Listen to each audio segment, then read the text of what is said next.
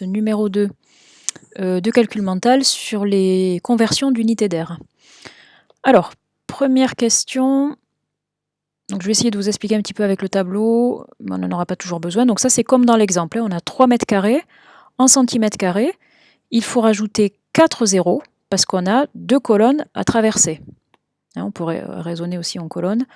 Si on a 3 mètres carrés, on se trouve ici dans le tableau, donc dans la colonne de droite des mètres carrés. Et pour arriver jusqu'au centimètre carré, on a 2 colonnes à franchir, les décimètres carrés et les centimètres carrés. Et bien pour ça, il faut rajouter 2 zéros pour franchir la barre des décimètres carrés, parce qu'on multiplie déjà par 100, et il faut encore multiplier par 100 pour arriver jusqu'au centimètre carré, donc rajouter à nouveau 2 zéros. Donc en tout, ça fait rajouter 4 zéros, ce qui revient aussi à multiplier par 10 000, parce qu'on multiplie par 100 et on remultiplie par 100. Alors, numéro 2, 49 décimètres qu'on veut convertir en mètres carrés. Alors, 49 décimètres, les unités, là, le chiffre des unités, le 9, il doit apparaître dans la colonne de droite des décimètres carrés. Donc 49 décimètres carrés, je l'écris comme ça. Je mets hop, le 4 là, et le 9, qui correspond au chiffre des unités, dans la colonne de droite des décimètres carrés. Et si je veux convertir cette R en mètres carrés, je dois avoir mon chiffre des unités dans la colonne de droite des mètres carrés. Donc pour ceci, je suis obligé de mettre un 0 ici. Et je dois décaler ma virgule de 2 rangs ici vers la gauche. Autrement dit, pour passer des décimètres carrés au mètre carré, je dois diviser par 100 cette fois-ci, parce que je dois passer dans la colonne qui précède. Donc dans ce sens-là, on divise par 100. Et diviser 49 par 100, ça revient à décaler la virgule de 2 rangs vers la gauche. Ou autrement dit, on se débrouille aussi pour avoir une mesure qui sera telle que le chiffre des unités soit dans la colonne de droite des mètres carrés. Autrement dit, 0,49 mètres carrés. 18 cm carrés que l'on veut convertir en millimètres carrés. 18 cm carrés, je dois mettre le 8 dans la colonne de droite des centimètres carrés. Donc le 1 ici et le 8, chiffre des unités dans ma colonne de droite des centimètres carrés. Et si je veux passer dans la colonne qui est de suite à droite, là cette fois-ci je dois multiplier par 100. Vous passez dans la colonne qui est juste à droite, on multiplie par 100, ou bien hop, on rajoute ce qui revient au même, 2 zéros, jusqu'à arriver à la colonne de droite des millimètres carrés. Et on a bien 1800 qui a son chiffre des unités dans la colonne de droite des millimètres carrés, donc c'est bien en millimètres carrés. 6800 cm carrés, je les veux en décimètres carrés. Donc là, le chiffre des unités, ici, c'est le 0. Le 0 doit apparaître dans la colonne de droite des centimètres carrés. Donc 6800 cm carrés, ça s'écrit comme ça. On met le 6, le 8, et les deux zéros se répartissent comme ceci, de façon à avoir le 0 des unités, le chiffre des unités, dans la colonne de droite des centimètres carrés. Si je veux convertir cette R-là en décimètres carrés, je dois avoir mon chiffre des unités dans la colonne de droite des décimètres carrés. Donc pour ceci, je dois positionner ma virgule ici. Ou bien, ce qui revient au même, je dois prendre mes 6800 cm² et les diviser par 100 pour passer en décimètres carrés. Diviser par 100, c'est décaler la virgule de 2 rangs vers la gauche.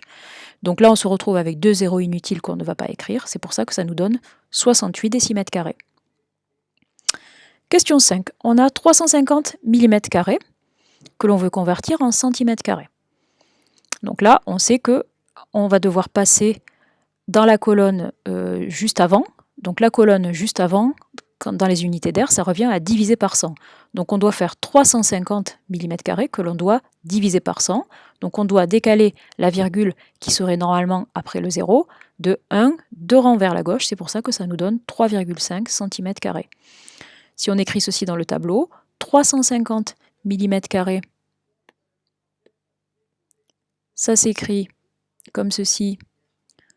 On a le 3 qui va tomber là. Hop, le 5 et le 0. Donc on a bien le chiffre des unités dans la colonne de droite des millimètres carrés. Et pour passer en centimètres carrés, on doit décaler la virgule, qui est normalement ici, en fait, on ne la mettrait pas, elle ne servirait à rien. La virgule, on la décale de 2 rangs vers la gauche. de façon à exprimer notre R en centimètres carrés. Et là, on a bien le chiffre des unités dans la colonne de droite des centimètres carrés. C'est ce qu'on voulait. Hop, et cette virgule-là, elle n'a plus lieu d'être. Alors, 7500 mètres carrés que l'on veut en hectomètres carrés. Donc là, c'est un peu pareil que tout à l'heure. On va être dans la colonne ici des mètres carrés et on va vouloir positionner notre chiffre des unités dans la colonne, pas la colonne juste avant, mais 2 colonnes avant. Donc il va falloir diviser par 100 et rediviser par 100. Donc 750 mètres carrés.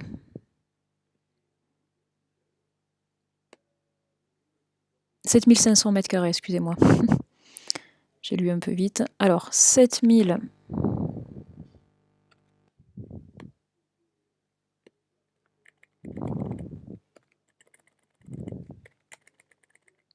Voilà, là on a bien écrit 7500 mètres carrés, puisqu'on a bien le chiffre des unités dans la colonne de droite des mètres carrés.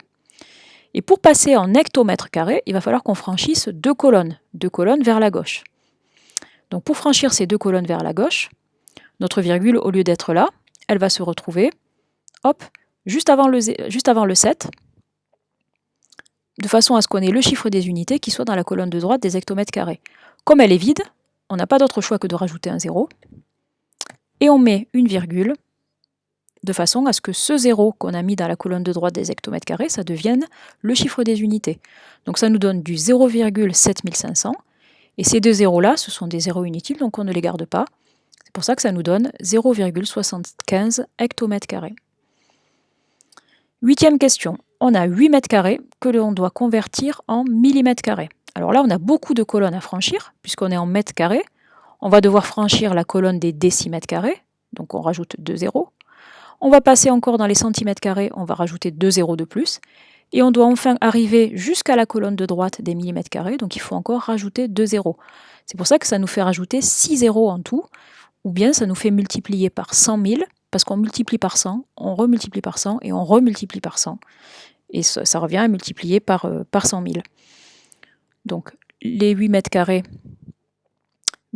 ça s'écrit comme ceci, avec le 8 dans la colonne de droite des mètres carrés.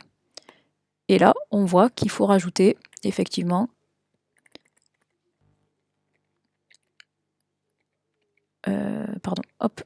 des zéros. Là, on serait en décimètres carrés.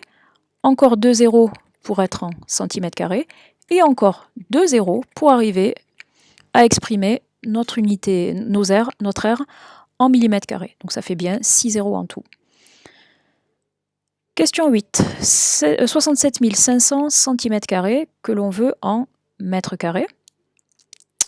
Donc là, on va avoir 2 colonnes à franchir. Donc il va falloir décaler la virgule de 2 plus 2, 2 rangs vers la gauche, ou bien diviser par 10 000. Donc 67 500 cm². Donc 67 500 cm². Donc on va avoir les deux zéros, le 5, le 7 et le 6. Donc ça va s'écrire comme ceci.